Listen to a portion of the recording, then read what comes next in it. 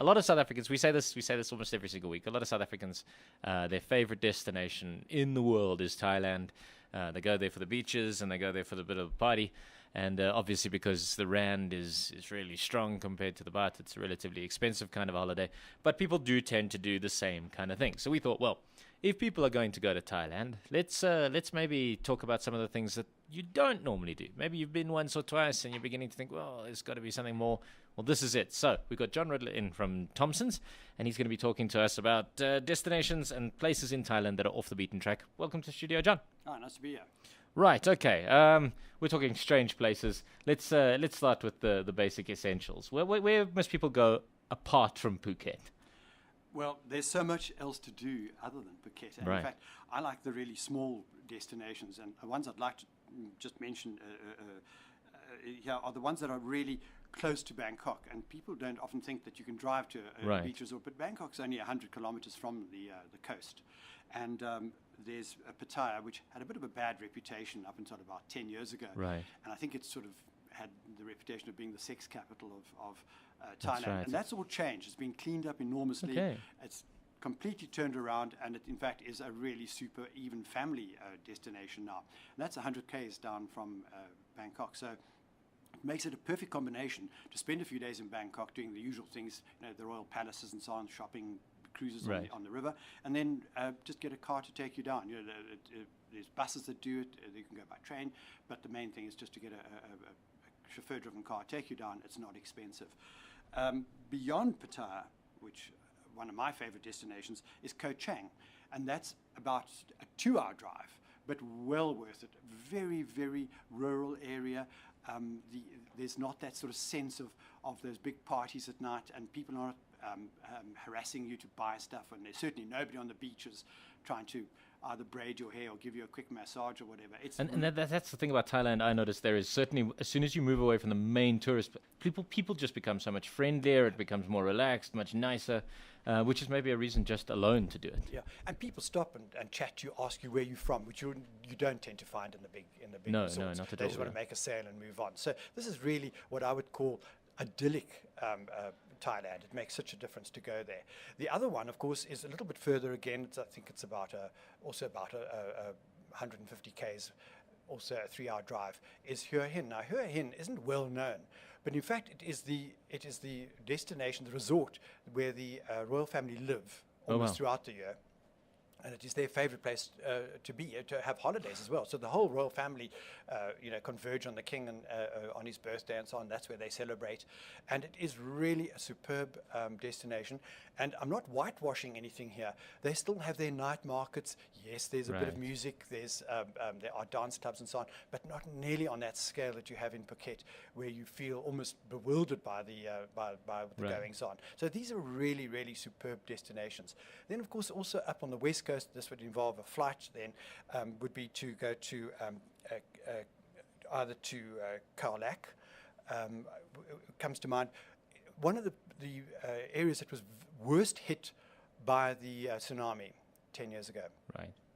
And it's absolutely amazing how quickly they rebuilt it. And I was talking to a hotelier there, and it was a heartwarming story. He just within the hour after the tsunami had hit them, it was just devastation everywhere. And he said the locals gathered around, had a meeting, and then eventually let him in on the meeting. He said, "What's going on?" They said, "We've appointed one person to leave the hotel, to go up to our village, to tell our family that we are all okay. And the rest of us are going to buckle down and clean this place up." Sure. And he said, that's the essence of these people. Now, that is what you find in these little villages. People have got a really friendly attitude, and they will go well out of their way to assist you in anything you want. So it just adds an enormous charm to your holiday. Then to move a bit further up, I'd like to just quickly add Chiang Mai and Chiang Rai. People know about them and they Right. think it's far away and they think of hill tribes and so on. Really, really charming. These are two small cities up in the forests, close to the Burmese border, and really dense forests, beautiful rivers. You can go river rafting. There is an element of interaction with elephant, and a lot of people immediately cringe when you use the elephant word, but in fact, my experiences there have always been great. And one of the best things I've ever done was strip off to my costume, jump into the river with a huge scrubbing brush, and spend time with the mahouts bathing the elephants, and they just love it. They flop about and they encourage you to give them a good Right. scrubbing and so on.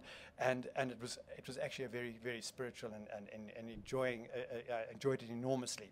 And one of the things about Chiang Mai, I've got personal story about Chiang Mai because Chiang Mai for me was so friendly and the people were so nice as compared with the rest of Thailand that there was actually a bar for sale on the one street corner for 20,000 rand, and my girlfriend and I at the time sat long hours thinking about whether we were going to buy it after being in Chiang Mai for a couple of days because it's just so pleasant there. It is very pleasant.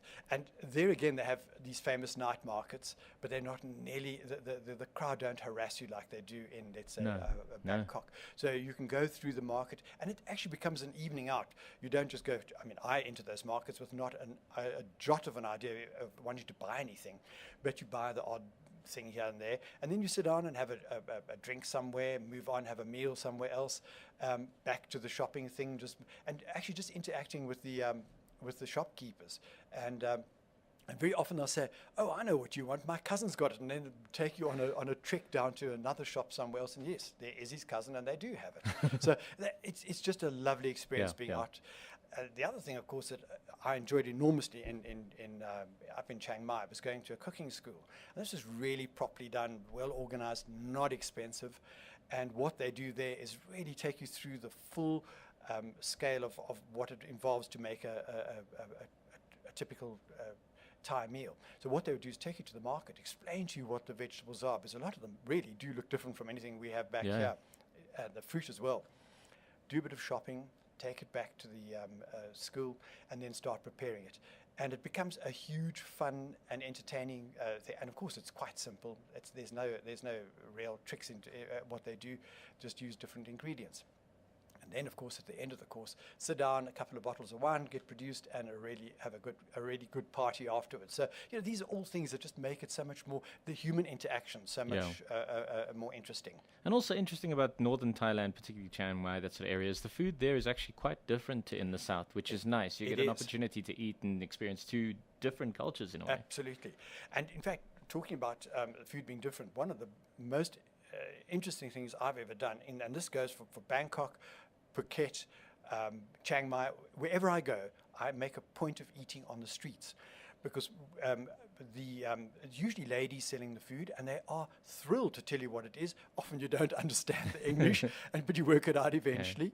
They don't actually serve it in little cartons or polystyrene. They give you your food in a plastic bag, and off you go with your spoon or or you can just use your hands, and the food is absolutely fabulous. And I can tell you about meals that have cost me probably 50 cents. I'm talking about 50 South African cents for a really good lunch on the street.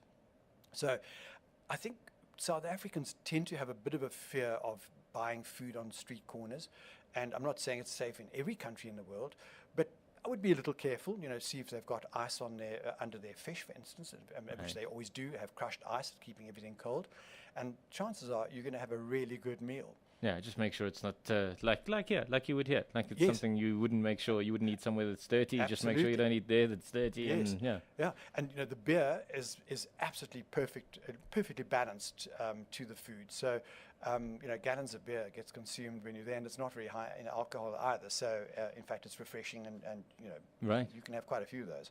No, it's a wonderful destination. So that's Thailand, right? You've got to be looking at. There's plenty more that we could talk about in Thailand, and I've been going to Thailand since the late 70s, in the days of the one-off trips with TFC, as they were called in those days, and it was love at first sight. And for me, a really good holiday is one that's different from what you get at home, and I think nothing could be more different from home than Thailand. I mean, every time you turn a corner, there's something absolutely amazing. And it could be a little festival that's going on. It could be a shrine. And you could stand outside those shrines for hours, and you're not even really encouraged to take photographs, and you don't really want to, but you just want to be in the spirit of the moment. And people are so devout and spend time and not only praying, but placing flowers around them, and they have a huge belief. And I think that is very enriching for us to watch people during the normal course of their day taking time to say a few prayers at a shrine. And they're beautifully painted, they're very, very well kept, and you can find them all over the place, especially in the big cities like Bangkok, if you just look for them. Well, John, I spend a lot of my time telling people who've only been to Bangkok that they've got to just go back to Thailand and go and see anything other than Bangkok, because Bangkok can be a bit of a nightmare. And, it can. Getting around has become easier, now with the trains, and of course, some years ago, I had a girlfriend with me, Carol Lazar, who's now living in the United States, and she thought she'd been everywhere and done everything. And I said to Carol, I'm going to give you the day of your life. And I gave her street food for one thing. We ate all over the place. We took her to a fabulous place for a massage, which she really enjoyed. And every time we moved to the next spot, it was in a different form of transport. So we started out in a luxury taxi with air conditioning. Then we went to a rougher one. Then eventually we went a tuk-tuk. And finally, I had her on the back of a motorbike, and I showed her how to find these motorbike riders. You ride pillion, they wear flak jackets, and you jump on. It's about a tenth of the price that you would pay in a taxi, and of course you get there in a quarter of the time because they go between the cars. And they are a little kamikaze. I was about to say, keep your eyes closed and cling on tight. Shut, a little kamikaze, but I've never known of anybody to get hurt. And in fact, they're very, very good riders. So, you'd have to be pretty foolish to fall off one of those things. But it's fun. And then, of course, use the SkyTrain. And, of course, the riverboats as well. So you get yourself drenched, but it's lots of fun. Well, there you go. That's Thailand. Next time you're thinking of going, at least spend a couple of days doing something a little bit different. Come back with some stories, I think. Thank you very much, John. Great to be here then.